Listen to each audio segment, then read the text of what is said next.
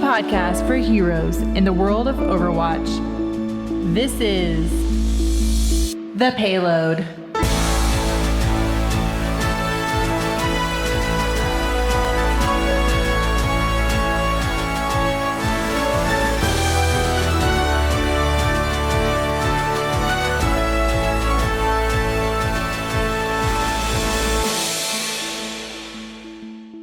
Hey everybody, welcome to episode number 20 of The Payload. We are an Overwatch podcast from blizzard-activision, centered in Denver, Colorado. I am John Horstman, and with me, of course, is the crew. We're back to normal, first from Ventura, California. It is Mr. Jimmy Bloxham. Hey Jimmy, good to see you again, man.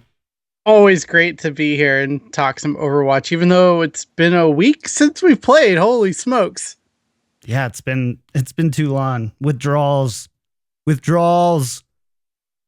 Yeah, good but week, remember though? the people who haven't gotten a chance to play yet. They're going to get their chance next week. But yeah, it's been a good week. It's been very, very busy, but it's been good. Nice. Very good. Well, good to see you, man. It's been like 3 weeks since we gotten to hang out and talk, so I'm excited for the show. Next, from Saskatoon, Canada, it's Mr. Kevin Avdestad. Hey, Kev, welcome back. Thank you, sir. Welcome back yourself. Thank you. Was a rough week there with no John Horseman to push the buttons and keep us on point, but You we know, got through it. You know, It's gonna be- sometimes. We managed.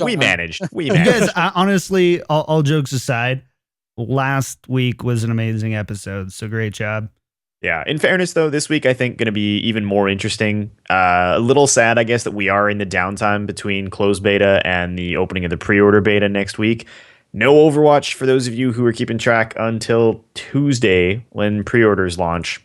So we're just kind of hanging out. We're going to talk through some other non-game stuff, but yeah, just the withdrawal comment, you know, that hits home. And especially for me, I don't know about you guys, but like in the last days of the closed betas for Hearthstone and Heroes, I hit them super hard because stuff was going to carry over to your live account. So I was trying to crush out as many quests as I could, unlock as many characters as I could, like take advantage of that, Right. beta window. Right. Whereas in Overwatch, it's all going to start like clean slate on release days. So I will be perfectly honest, I don't even know that I'll get a lot of time in on the open beta.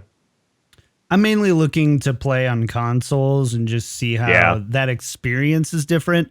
But I'm kind of in the same boat as you, where I'm going to be gone for most of the open beta anyway. I'm going to be in town Tuesday and Wednesday, and then Thursday through Sunday, I'm gone anyways. So I won't get to play a whole lot either way, but I definitely want to play it on console, do a little streaming. Which And I'm console are excited you for going to that. play on, John?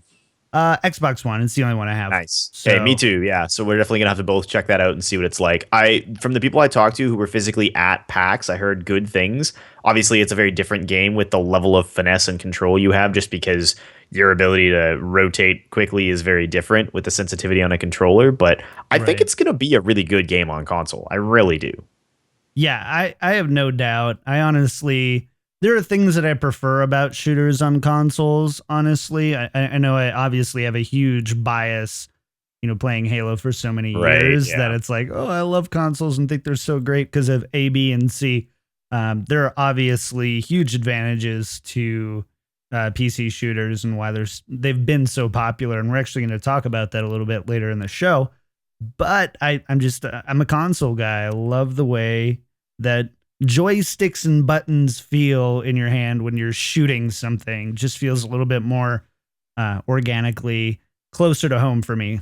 So Yeah, I mean, the tryhard in me, if I was going to try and be competitive, would have to be on PC, but I envision this being the type of game that I want to sit down on a Saturday night with my old group of buddies who we all used to play on I think it was Sunday nights, honestly, well met night. We used to sit around and we used to play Call of Duty for years, for probably 4 or 5 of the back-to-back Call of Duty releases. We just sit and play on Sunday nights with a group of people because it's a super nice way to catch up with some people you're not seeing a lot, blow off some steam. And I think Overwatch is going to be great for that because it's actually in a lot of ways a lower stress game. If you're not playing to rank up and succeed, it's just a lot of fun. You can pick a role that feels good to you at that given time. You're always making a contribution, even if you're not the king of the headshot, which was something that felt really punishing in a lot of other shooters. So I'm super excited. yeah, there's something about shooters where you can just kind of turn the brain off a little bit and just let the reflexes take over that I really prefer right now. Obviously, our other game is Hearthstone for the most part. And I obviously you guys play other games, but for me, my other game is Hearthstone. And that's not really a game that you can turn your brain off of after a certain level. Otherwise, unless you're like going to just go into casual or play arena or not care about your rank and then lose a lot and then not have fun. Whereas games that let your reflexes kind of just take over, it's kind of neat. So, all right. Well, I think we have some stuff to talk about this week. So let's go ahead and talk about some of the news. This week in Overwatch.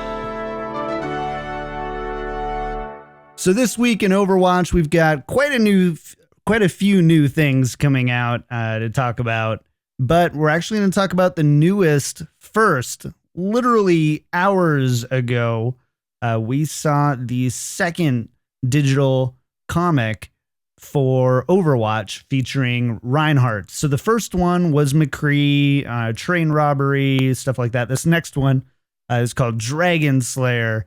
And it talks about, or it kind of gives us a glimpse into Reinhardt and what he's up to, I guess. And so I thought it was really great, but I would love to get your guys' opinions on it. Try to avoid spoilers if you can, but at the same time, you know what? Get over it. It's a 10-page comic, guys. We'll all be good. So Kev, give us the breakdown here on the new Dragon Slayer comic. Well, I'm in some ways the wrong person to ask because I definitely liked the McCree one a lot better. I felt like the McCree one just told a much more interesting story. I felt like there was more character to it, which might just be the fact that honestly, Reinhardt of the roster of Overwatch characters is one of the, I think, sort of most like one-dimensional characters. There's not a lot of like mystery or intrigue to who he is or why he's doing what he's doing. He's the lawful good paladin, right? Like he's just the most stand-up righteous character.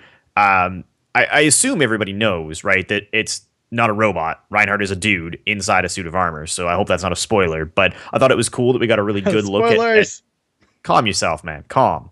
I thought it was a really cool way to get a look at who he is underneath the suit of armor and kind of see some of the people in his sphere of influence around him.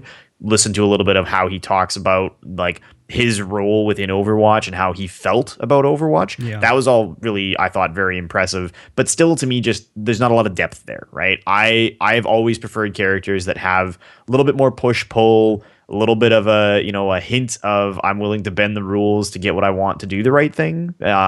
As a character, he's just way too good in some respects to be interesting. And the comic itself, stylistically very impressive. Again, the execution of it as a web comic was really great, like just fun to kind of tab through frame by frame.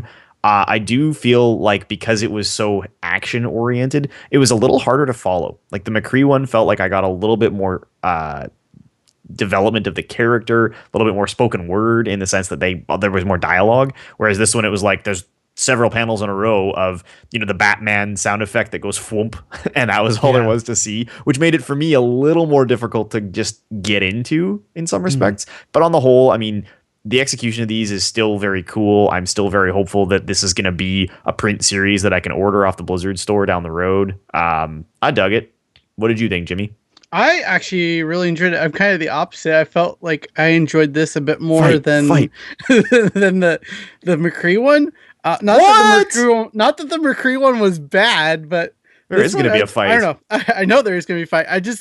I really like that like paladin character, the guy who does good because that's just how he feels, like that's his character.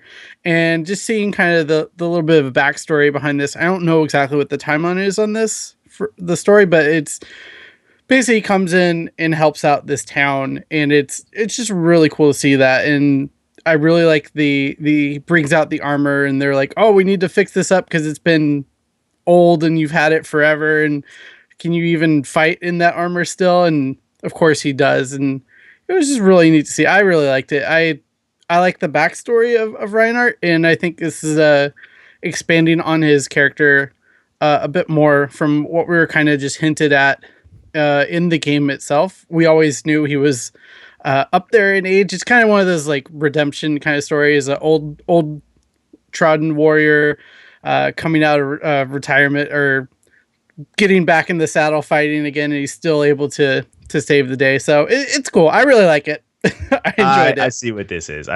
As our resident senior citizen, you just identify with that old man redemption story arc, and that's fine, Jimmy. That's fine. Hold on, Kevin. This is gonna be 2-on-1 here because what? I feel like I don't even know you anymore. While I like McCree the character better, I feel like this told more of a story of where Reinhardt is as a actual hero. We didn't get a lot of information about McCree. We actually got more information about the world around McCree. All we know is that McCree is just kind of like this white knight, always being brandished as, an outlaw, almost a vigilante Batman style, where, he's really the good guy, but is framed as the bad guy. Whereas here we're given a picture of Reinhardt who, it's definitely after the fall of Overwatch, and he's kind of washed up. It seems like there's like an identity crisis going on, and like what he's doing, he gets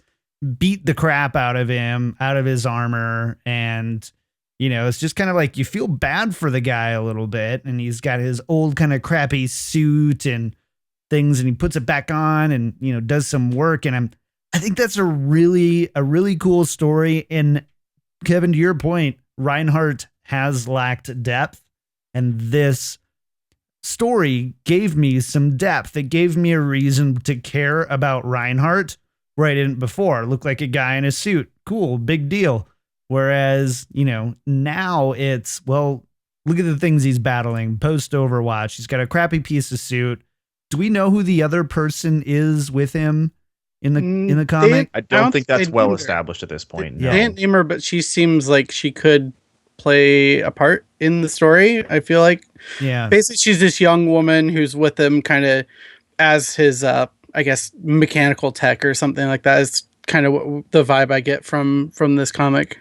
Could be anything though. Could be daughter, could be friend, could be business associate. Like we really nothing establishes her. I guess you're right. Like we did get a little bit of new information, but I feel like who he was and kind of what he stood for was pretty well established, even in some of the trailers, right? Where he's the, throwing up the shield to defend the guy from the Molotov cocktail and stuff. Like I don't feel like we learned a whole lot about him that we didn't already know by seeing panel after panel of biffs and pows. Maybe that's just me. I don't know. I am clearly outnumbered here, so I'll let it go. We got more important things to talk about than the comic, which you can go read for yourself. If go check it out. It's totally okay if you like the other ones more. Like there's this is something called an opinion, and especially on something like art and story, nobody's going to agree. Yeah, but for sure. And the thing is, Blizzard's putting out something for everyone. There's a character that everyone is going to be able to attach to in Overwatch. And check it out. comic.playoverwatch.com. Go there. There it is. They're both great. You should read both of them and like both of them because they're really good. Moving on a little bit, though, we did get a bit more information about the console version of Overwatch. And we've got some field of view discussion going on in the forums where a lot of people have been talking back and forth of what's the field of view going to be for the console version. Are we going to be able to change it and things like that? And right now what we have is that the Overwatch field of view is going to be 103 on consoles.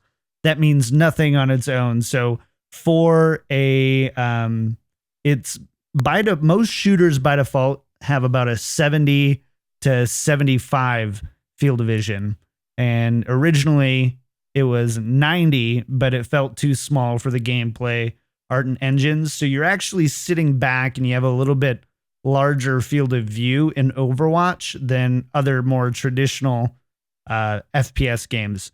So I was wondering what you guys kind of thought about this, the fact that they're zooming out a little bit. Do you feel like it's going to Kevin, do you feel like it's going to take away from the immersion at all to have a field of view that large, or are you kind of excited for a broader field of view?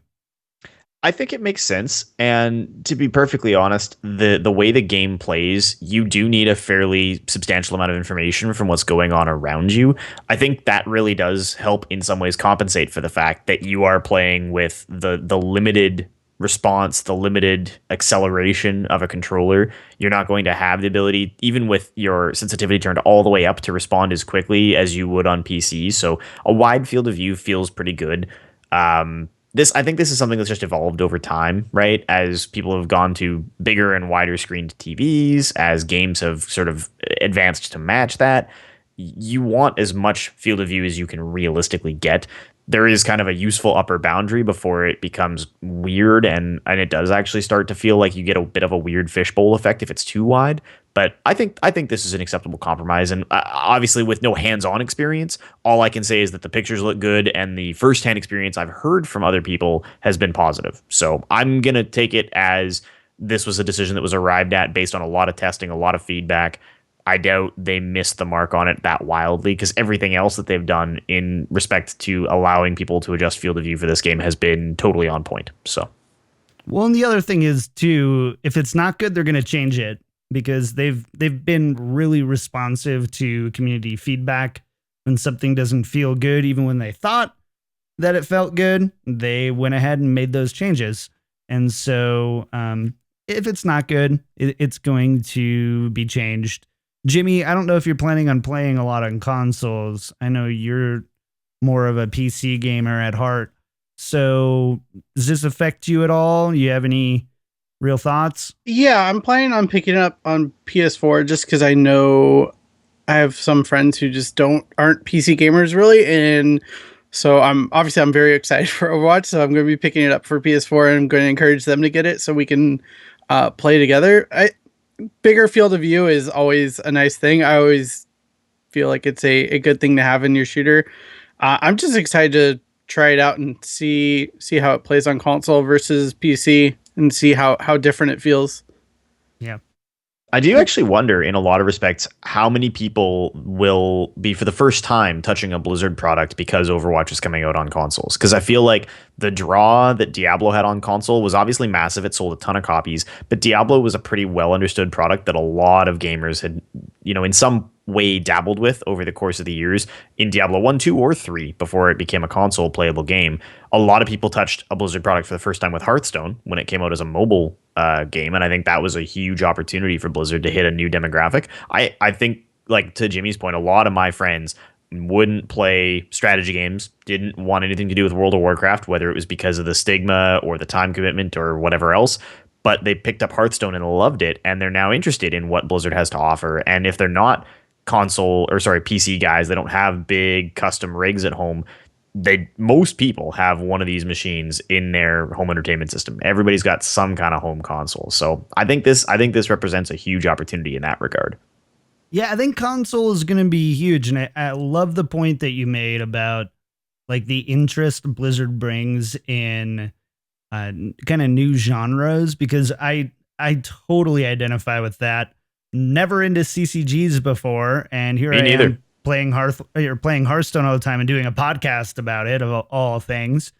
I've played shooters, so that's not totally true, I guess. But even Heroes of the Storm, I hated MOBAs, and I still don't play it a whole lot. But if I'm gonna play a MOBA, I'm gonna play Heroes, and so they're doing a really good job there at picking up the market that it's kind of the potential market versus the already established and trying to steal away.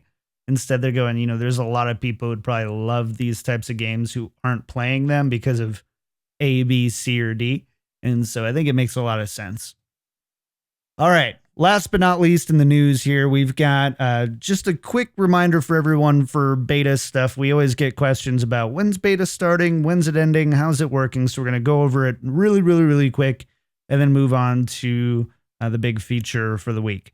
So beta for pre-orders. So if you pre-order Overwatch, is there an end date for that yet? Have they posted? I think it passed. I think it was the 26th, maybe. Is that? I'm not 100% sure though. I'm gonna let one of you type that up. Yeah. But anyway, it looks like Kevin's gonna take a look at that. But yeah, it's May 3rd through May 9th if you pre-order. That's open beta. on consoles and PC. All heroes and all maps are playable, so you're not gated by any content at all. If you Sorry, it says here the early access offer ends April 29th. So if you're listening to this show when it comes out today, now go. I shouldn't have hedged. That was going to be my guess. Yeah, April 29th is when the early access offer ends. Got well, it. I knew it was an April day with a 2 in it, so you were close. Yeah, I was close. But yeah, you still have the option to do that if you're so inclined. 2 days before everyone else. Yep. And then if you don't pre-order, you're not sure, you're on the fence about buying it, or you're waiting financially or whatever, you get to try Overwatch for free May 5th through May 9th, which is kind of cool. So you'll be able to play those games right on your console without having to purchase. And I'm guessing Blizzard will probably pick up a lot of sales after people actually get to play Overwatch, because it's a really freaking good game. Yeah, and you know what? I'm just going to say this right now because I know that it's going to come up, and I have no other plan for it. I pre-ordered an Origins Edition online so that I could get the pre-order benefits because I couldn't pre-order a physical collector's edition. So right here on the show, after the game comes out, I will give away the code for my Origins Edition. Nice. Cool. To me, right? No, you already have the game. You don't need it. To me. How do you know I have the game? He knows you very well. So here's I have a complete theory. disclaimer. I actually haven't pre-ordered yet. I'm pre-ordering. I know. I haven't. I don't know. What's the difference if I pre-order 3 months ago to now? Well, you got to pre-order it by tomorrow if you want early access. Well, I'm going to. All right, good man. So the answer to that is nothing then, right? Okay. Cred. You lost cred. Mad quantities of cred. Okay, that's fair. I've never had cred to begin with. That's true. With yeah, you, though. Kev, let's be honest. Cred and me and Kevin. Kev cred is hard to come by and very easy to lose. You have to spend that money on Hearthstone packs. Yeah, fair enough. True. Well, that's really what it was. Is payday tomorrow, and I spent most of my disposable income on signing a lease on a house, or not a house, an apartment. Dang, I wish it was a house. And getting Overwatch or Old Gods packs. So yeah, I straight up actually a friend of mine right before we started the show was like, "Hey, why aren't you playing Hearthstone?" I was like, "My Old Gods packs were awful, so I'm waiting till I can afford to buy more." That was really all there is to so funny. Well, you could play Anyway, some Cthulhu decks. Anyways, all right.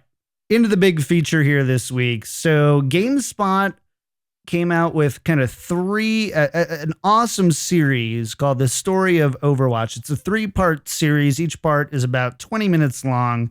And first of all, amazing. If you want to get more of an insight into what the developer team is kind of up to and what they think about the game, this is probably one of their most candid interviews that they've done, for sure, third party. But maybe even, coming straight from their stuff from like BlizzCon panels and interviews there.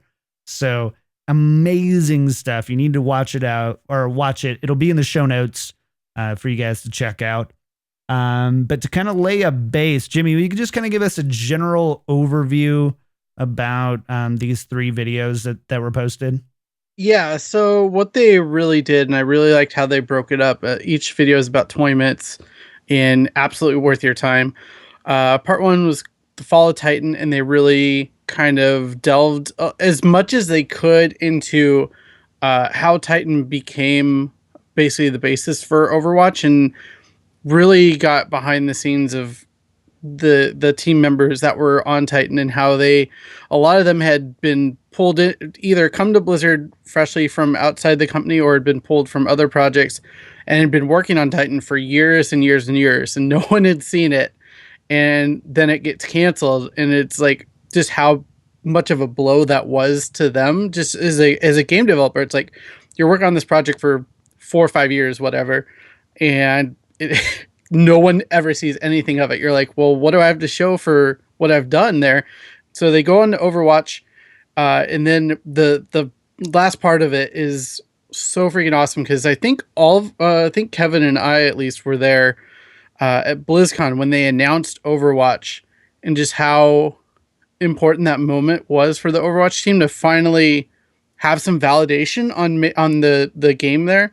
And so that was so cool to see, just because that moment for me was really emotional as well. Just seeing a new IP from Blizzard, and just you saw Chris Metzen on stage shaking. Like, you never see that guy shaking like that. And it was really cool to see that. And then part 2 gets into talking about the 90s and shooters in the 90s, Action Quake, Team Fortress, stuff like that, and how that really had a big influence on Overwatch's game design.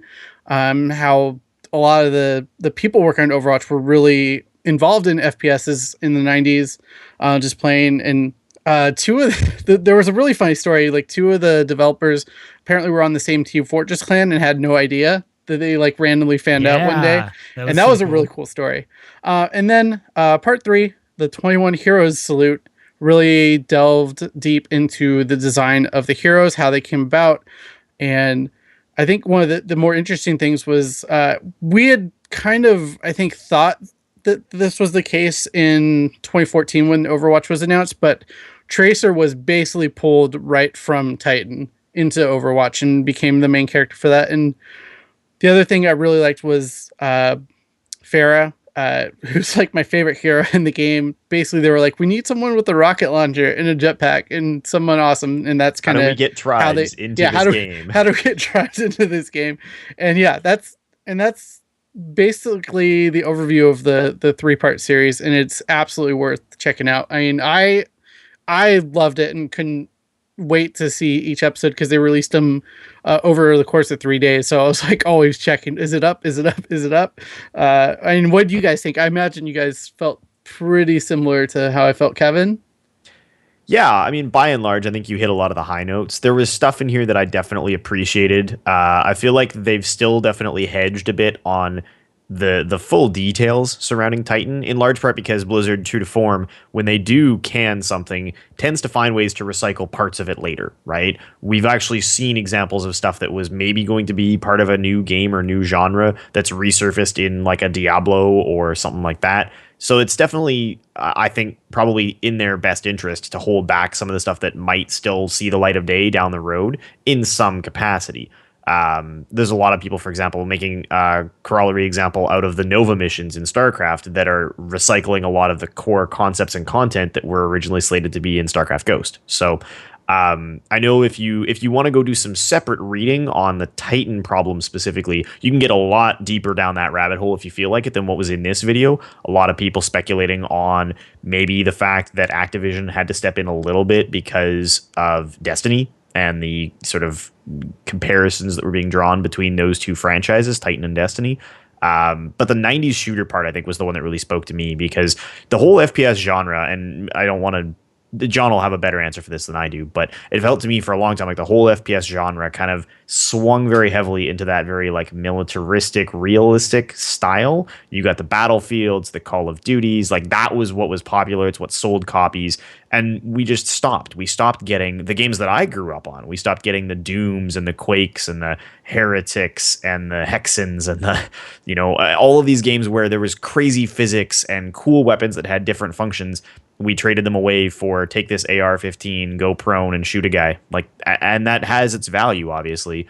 But I was really excited to hear that like they miss that genre, they miss that style, and they went above and beyond to build an engine that really let them execute on that vision of how do we take all the best parts of the genre that have been neglected for, at this point, almost 20 years and like reimagine them. So that was what I loved the most. But John, what have I missed?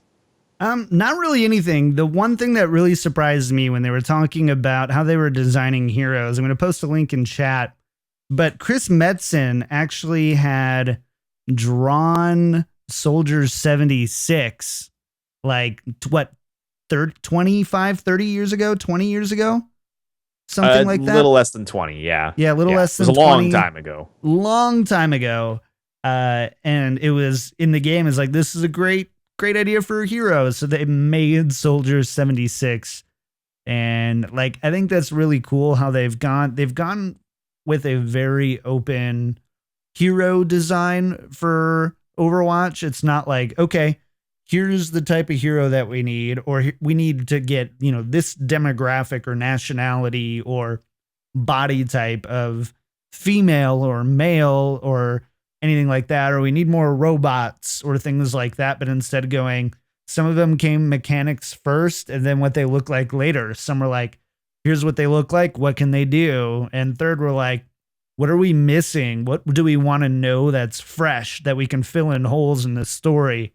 And I absolutely loved how they, kind of talked about their hero design in the third chapter, if you will, of the video. And I don't know, it's also really cool for me. I've been a Blizzard fan for a while. I wouldn't say to the level of you guys, but I've been a Blizzard fan for a long time. And when you see people as passionate about a product as the team is about Overwatch right now, I'm just amped. You can tell that they've put a lot of time, effort, sweat and tears and all those different things into making the game what it is.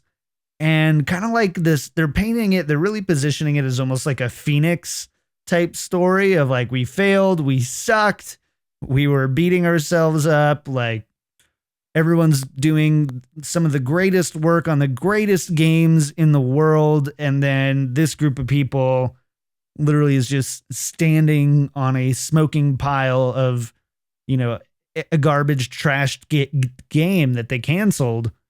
And, and they're like, we needed to come out with something different and redeem ourselves. And so I love, kind of that story of redemption that they put in, to the whole thing. And it makes a lot of sense. I think it makes a lot of sense. I think it also makes a lot of sense of why they are being so kind of open about it too. And I really appreciate the transparency so far from the Overwatch team, even if some of it is self-serving, it still feels very genuine. And so that's kind of where I'm at. The one thing I did want to add, because I feel like it's something that we have sort of circled around a lot of times because it's so apparent, is they had a big story planned for Titan, right? This was like, Titan was designed to be their internal way to basically one-up themselves on World of Warcraft. It was going to be this huge, sprawling, massive a game, but with an incredible storyline attached to it. So they took the time and went to the effort to build a whole new world and really flesh out these characters, because they, in the last almost 20 years, right, have not really had to push the boundaries of storytelling. They haven't had to have new characters or really give us a reason to get excited about characters in a very long time. So all of a sudden, for the first time in a long time, it's like, oh, wait a minute, they've got to start from ground zero. They got to give us something new, exciting, fresh. And the Overwatch world has, in my mind, some of the most compelling work Blizzard has done, honestly, probably since Warcraft 3. Because they're really cooking up new stories, new characters, new places, new concepts.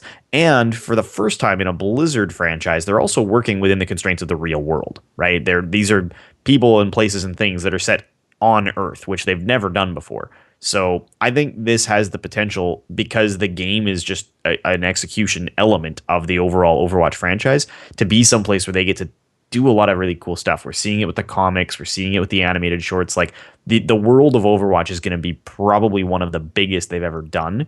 And you see in the characters in this story that they were really driven to deliver on a really epic experience and to get you excited about these characters in a way that I feel like it actually is probably the most compelling thing I've seen out of a studio that I've been following for more than 20 years.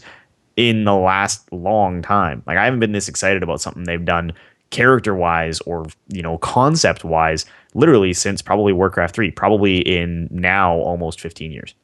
Yeah, and I think what's really great about it is, from a game designer standpoint, I mean, a lot of these people have been shuffling around the teams at Blizzard, working on the same 3 franchises for 20 years, and just being able to work on something new, that's got to be so refreshing and invigorating for them. And I think that's partially why it's so exciting for us as Blizzard fans to be seeing Overwatch come out. And it's like, wow, a totally new thing from Blizzard is coming. And it's just crazy that it's almost here. We're less than a month away, guys. Like, less than a month away. I'm so excited for this. But yeah, So- these videos were freaking awesome. Like if you haven't seen them, you have to check them out. So a question I wanted to throw to you guys has to do with this story of Overwatch. Now with Diablo and World of Warcraft and StarCraft, if somebody wants to get into the world and the lore, they've got books and comics and TV shows and entire wikis of ways to get that knowledge that they want. And with Overwatch, we're kind of discovering it together. And even the Overwatch team in the third interview, it was the third one where they were kind of talking about world building. They're kind of like, we're piecing it together as we go. Obviously they're farther along than us, but we're kind of going alongside them as they're pacing out this world and what it looks like. How do you guys feel as Blizzard veterans? How do you guys feel knowing that right now I know just as much as you two do about a specific world? And are you okay with kind of having this piece together as we go, playing a game? There's not really even a story in the game, and it's just kind of almost like this.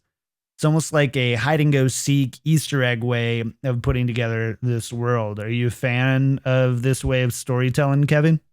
Storytelling, Absolutely. Kevin. Wow. Storytelling, Kevin. Yes, absolutely, I am. I mean, I think one of the things about Blizzard's games and just how sprawling the universes are for the other three franchises now is it's almost too much to follow, right? Like, and I know that Blizzard does a tremendous job of being that gameplay first studio where I can sit down and get into a game and not feel like I'm at a loss because I don't know every quote about Commander Shepard or whatever, right? Like it's not the kind of game where I need to feel like I have all of the backstory to be able to appreciate the here and the now of the game I'm playing. They've actually, I think, to their credit, begun to recognize that the stories now are so sprawling and so hard to follow that they have to do something to kind of give people a quick snapshot of what that means. And what I'm referring to is something like in Legacy of the Void for StarCraft, when you load up the campaign, they play you a short video that literally snapshots all of the highlights from all of the predecessing games over the course of over 20 years to be like, all right, this is what happened in StarCraft. This is what happened in Brood War. This is what happened in Wings of Liberty. This is what happened in Heart of the Swarm. Here's today and now. All right, jump in. And I watched that video as someone who played all of those games and went like, yeah, okay, there's actually stuff in there I didn't 100% remember or understand how it was all going to stitch together. It was super useful for me to just get that really high level snapshot of the story. Diablo has the same problem. World of Warcraft and the Warcraft universe has it worse. So Overwatch, I'm enjoying being in a world where we know there's lots of backstory and we don't have it all yet. We know there's lots to come and we don't have it all yet. We know there's characters and details. We even said this in the comic tonight about Reinhardt. Like, we just don't know who these people are or why they matter yet. And it's nice to be able to just kind of pick it up as we go and not be at a point yet where, like, 20 years from now, when Blizzard is still producing characters and content in the Overwatch universe, it's going to be hard to follow, hard to get into as a first timer. It would be like today now being like, yeah, I would like to try this Warcraft thing, and being like, oh, wait, you mean to tell me that there's 25 years of Warcraft games and 75,000 pages of novels I need to read to understand it? That's a little intimidating, right? Whereas with Overwatch, it's like, no, I mean, watch 2 10-minute animated shorts, check out a couple of comics, you're up to speed, get in. Like, it's a very accessible world, and it tells a story that's very character driven, which I think is, again, to Blizzard's credit, Right. kind of a deviation from what they've done in some of the other games traditionally, and a really nice fit. You don't have to feel like you need to study the manual or read a book to just get it and see all these characters and get the basics of what's going on around you. I'm all for it. I think some of that's a byproduct of age, right? It's a brand new game, it's a brand new universe, but I dig where we're at right now and not feeling like I'm overwhelmed by the number of things I don't know. Because honestly, I bet you if, like, you and I, John, sat down and had to do like Warcraft trivia, you'd probably do as well as I would, because I'm not that guy. We need Crow in here. Crow can correct us on all of the lore inconsistencies we don't know about. But this is a great place for Overwatch to be in. Sidebar, I've been reading the Warcraft Chronicle and the new novel, Illidan. Amazing. Just freaking amazing stuff. So if you want to get into that, I've been looking for something like Chronicle for a long time because I didn't want to go through and play really old games if I even had a way to do that easily. And it's just like nice to just have it like here is Genesis chapter 1 verse 1 of World of Warcraft or Warcraft they in just general. put out, what was that thing they just put out that was like the Warcraft like archive thing that had like the history of all the old gods and all the like world forming stuff? They put out a brand new book just this year. Warcraft Chronicle, that's what I'm saying. That's the one. Yeah, okay. so Chronicle's the one. See, that's how much attention I pay.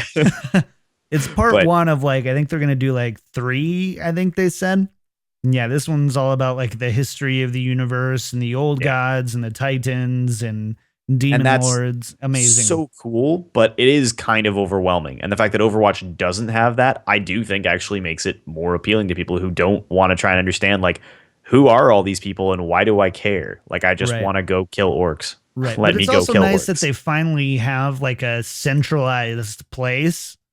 Because, you know, in Warcraft, right, if you want to learn about the old gods, or Titans, let's say, you'll learn some stuff in Wrath. There's some stuff, I think, is it Warcraft 2, where they talk a little bit about the Titans? And then there's some written stuff and like, so there's kind You'd of be crazy chasing things. it down across multiple games, multiple Paging novels. Crow, we need you on the show. Crow, thank you, Crow. Come to Isle. All right, back to Overwatch. I basically agree with Kevin, and I think we've talked about this before, where it's very interesting that they've made a very distinct decision to separate the story outside of the game. I mean, yeah, you get little tidbits and pieces in the game, but the focus is on the multiplayer game here, and I think that's really interesting that they made that decision. And it's something very different from what they've done before, I feel like, and it's just something that I'm really enjoying right now because I'm able to enjoy the story at a little bit of a different pace. I can read it on, like, I read the comics like right before we got on the show here, and it took me like 5 minutes because it's only 10 pages. So I mean, it's just very interesting how they're doling out the story this time. And I mean, I always say this, I feel like every time we talk about these digital shorts and these comics is just I want more. Like, they could be longer and I would be happy. But if they're looking to just kind of just really quickly hit the main points of the story, I think this is a great approach to it. And I'm looking forward to how much more is going to be coming out. And I guess I was wrong because I thought we'd get another digital shortly here, but we haven't heard anything from them about it. So maybe they're waiting till closer to release to get more of those shorts out. But we've got a month left too of ways that they can put it out. For me, more than anything, I hope that they can push out this type of content semi-regularly. I don't expect 2 shorts and 2 comics in a month every, all year round. Like, that's super unsustainable. But to get 4 shorts a year and maybe 5 or 6 10-page comics or something like that, I would love to see, basically like one piece a month of, something outside of the world to give us, whether it's a short or the TV show thing or just another like cinematic something, that doles out the world a little bit more. Like on a monthly, like I think like once a month feels good. I don't know how sustainable that is, but I would love to just say that this month I learned something more about the Overwatch universe.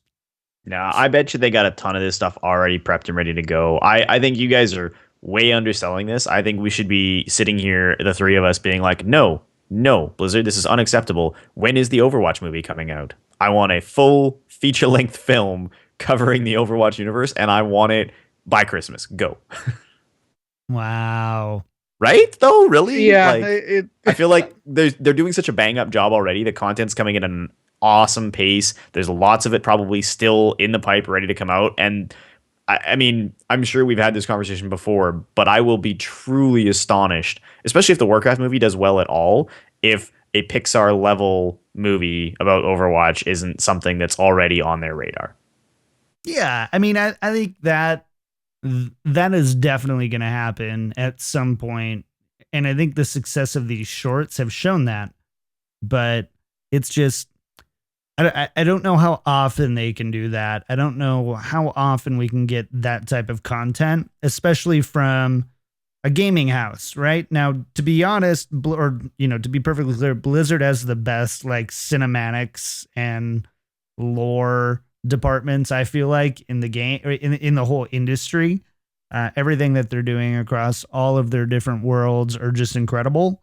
But I don't know. Like, I don't know if we're seeing the shift of Blizzard to kind of be an entertainment house versus like a gaming company that has some really cool cinematics, instead going to like cool books and comics and shorts and TV shows and movies and all those different types of things. Are really kind of broadening that. And I just wonder how far they're going to take it. Okay, so I gotta say something because when Blizzard had their 25th anniversary back in, that was like February-ish.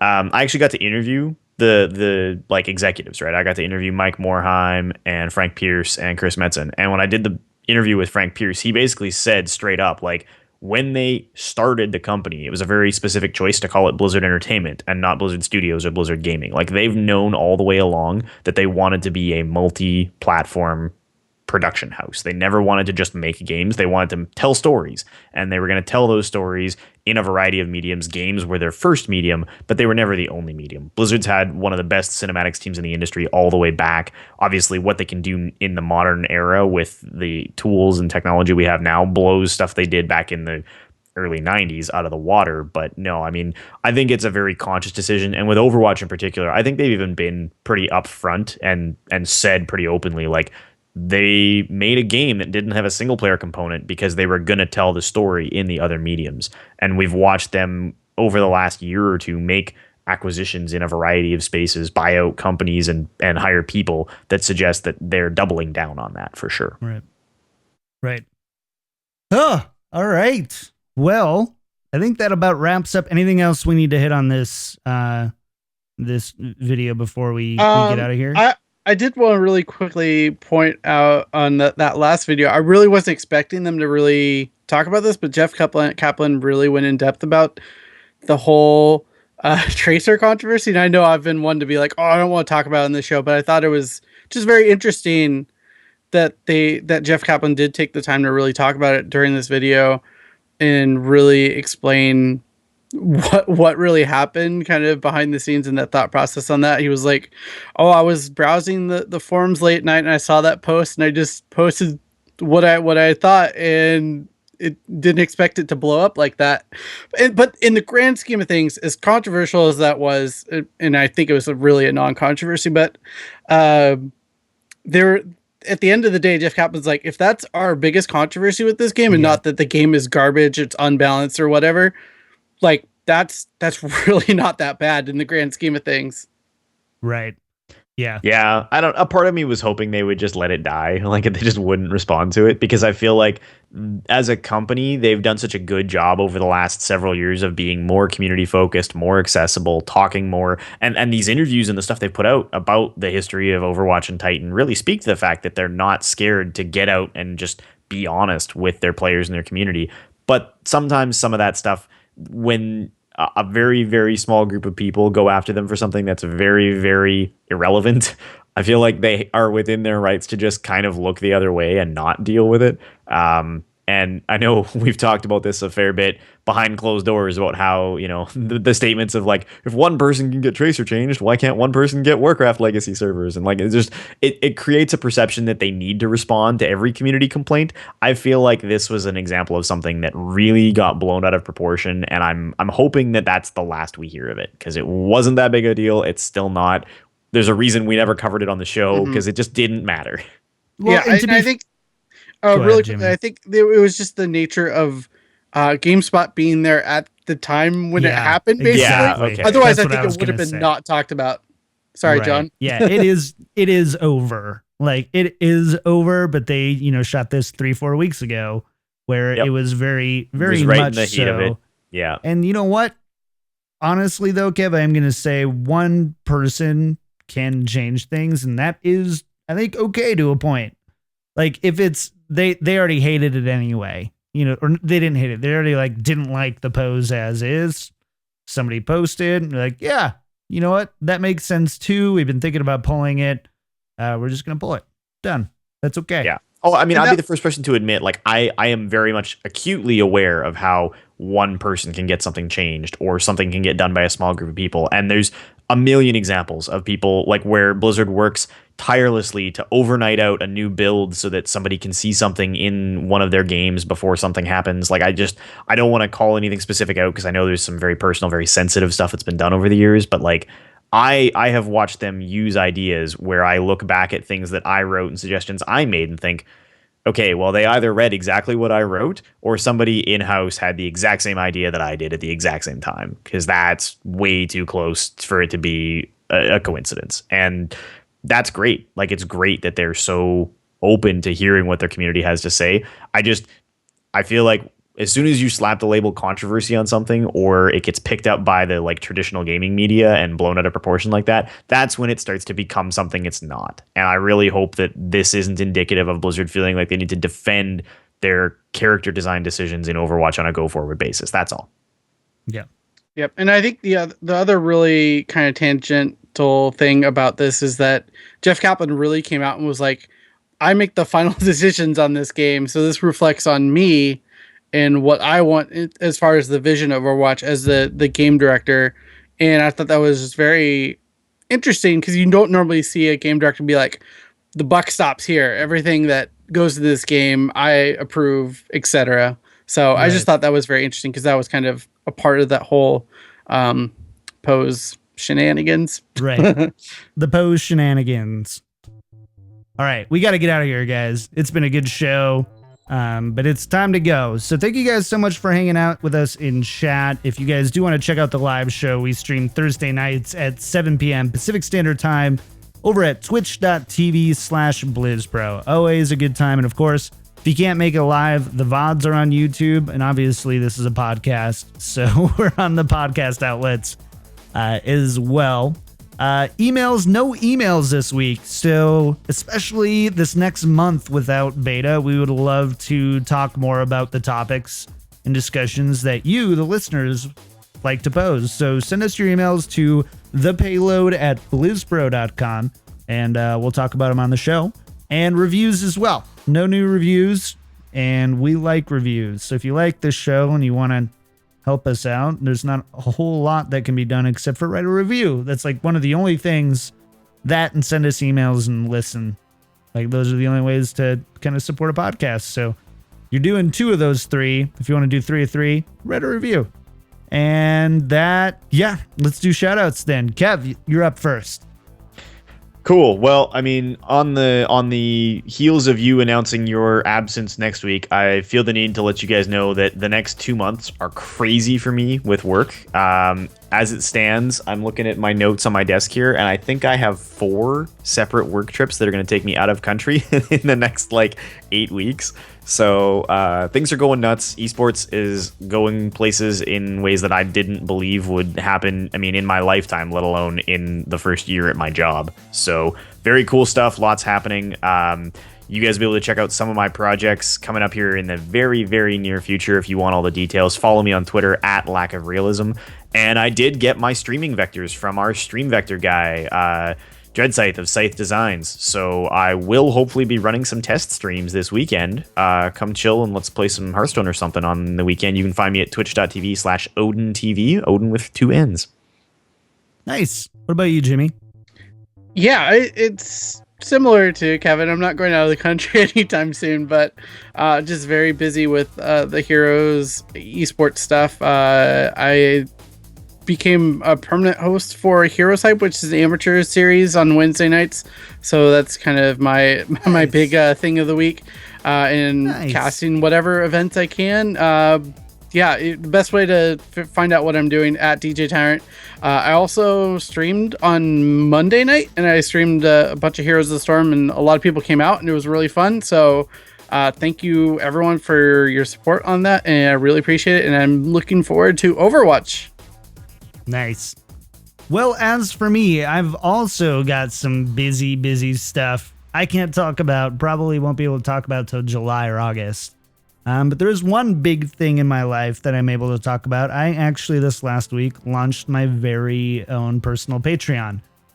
So patreon.com/kickedtripod, you can see kind of all the different projects and things that I am doing and being on and streaming multiple times a week now, having a lot of fun doing that. So if you guys want to check that out, patreon.com/kickedtripod. That's all there. Also, if you guys kind of like everything and all things Blizzard, I was a guest on the Convert to Raid podcast with Pat Crane, who is my podcast hero. So that was like a huge, like, oh my God moment. So if you want to check out the latest episode of that, I was guesting on it, and I think it was a good episode. And yeah. I think that's it for me as well. All that stuff's on Twitter at KickTripod. One more thing, if you haven't had a chance, John and I are on Realm Maintenance this week. We got to record on that and talk a lot about Overwatch, and we actually talked a lot about the future. And I know this is very far in the future from right now, but I believe a post BlizzCon episode is going to come out, and we said a couple of our predictions for Overwatch. So you'll get to see how wrong we are in about 6 months. Right. That's funny. I forgot about that.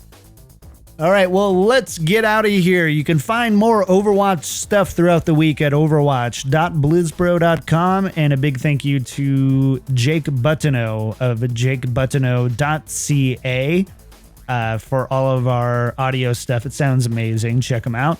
And Dread Scythe of scythedesigns.com for our graphics stuff. You can follow us on Twitter at Payload Podcast. Email us at thepayload@blizzpro.com. We love your iTunes reviews. You can find us on iTunes, Stitcher, Podcast Addict, and the brand spanking new Google Podcasts. So if you're on Android or like the Google ecosystem, you've got a way to listen to us now. They don't have a review system, though, which I'm kind of disappointed in. But besides that, we're all out over there. That's going to do it for us for episode number 20. Guys, we made it to 20. Good job. High five. That's so cool. Our powers combined. And yeah, we're out of here. Thank you guys so much again. We will see you next week. The Payload is a production of BlizzPro. Find out more about Overwatch at overwatch.blizzpro.com. You can find your host throughout the week on social media. Find Jimmy on Twitter at DJ Tyrant, Kevin on Twitter at Lack of Realism, and John on Twitter at Kicked Tripod.